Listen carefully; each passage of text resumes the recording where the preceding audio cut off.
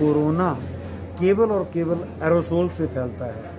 Aerosol से मतलब ये हुआ कि ये सांस के माध्यम से संक्रमण एक व्यक्ति से दूसरे व्यक्ति में जाता है। जब व्यक्ति मृत हो जाता है, मृत शरीर से किसी भी तरह की कोई सांस, इस तरह की श्वसन की कोई गतिविधियां नहीं होती हैं, इसलिए मृत व्यक्ति के शरीर से संक्रमण फैलने का सवाल ही नहीं उठता। और ये भारत सरकार के द्वारा और विश्व स्वास्थ्य संगठन WHO के द्वारा समय समय पर ये निर्देश और सारी गाइडलाइन भी जारी की जाती रही हैं कि डेड बॉडी से किसी भी तरह का कोई संक्रमण दूसरे व्यक्तियों को नहीं होता। फिर भी ना जाने क्यों हमारे समाज में, पूरे देश भर में लोगों ने इस बात को अदरवाइज ले लिया है। और लोग जितना कोरोना से डरना चाहिए, कोरोना से तो लोग डर नहीं रहे हैं, पर डेड बॉडी से बहुत ज़्यादा लोग डर रहे हैं। और वो डर के कारण कहीं ना कहीं लोग जो हैं वो अपनी मानवीय संवेदनाएं और हमारी जो सामाजिक दायित्व हैं उनको पूरा करने से पीछे हट रहे हैं। और ये कहीं ना कहीं ये समाज के लिए शर्म की बात है। देखिए, हम शुरू से कहते रहे हैं कि सरकारें केवल बीमारों के इलाज का प्रावधान करने की व्यवस्था कर सकती हैं। संक्रमण को फैलने से रोकना और इस तरह की चीज़ें, शर्मनाक घटनाएं होने से रोकना, ये दायित्व जो है वो समाज पर है।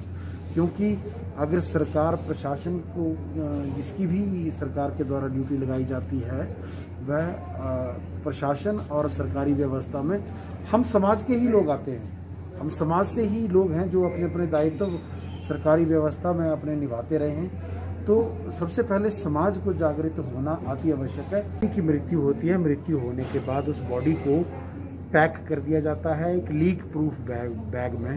वह भी एहतियातन किया जाता है, क्योंकि मरने के बाद हमारे शरीर में गैसियस डिस्टेंशन होती है, शरीर फूलने लगता है और अलग अलग छिद्रों से अलग तरह के स्राव होने लगते हैं। तो वो फ्लूइड जो हैं वो किसी और संक्रमण को फैला सकते हैं, कोविड नहीं तो किसी दूसरी बीमारी को फैला सकते हैं। इसलिए उसको लीक प्रूफ बैग में डाला जाता है। और उस बैग को, जैसे वो कोविड वार्ड से वो बैग चीज निकल के आता है, इसलिए उस बैग को पहले हाइपोक्लोराइड से स्प्रे किया जाता है पैक करने के बाद, ताकि किसी भी तरह का संक्रमण उस बैग में टच किया हो तो वो लोगों को ना लगे। और दूसरी बात जो आपका सवाल था, इस पर मैं बताना चाहूँगा आपको कि ऐसी कोई गाइडलाइन नहीं है, ऐसे कोई निर्देश नहीं है कि परिवार वाले दाह संस्कार नहीं करेंगे या नहीं कर सकते।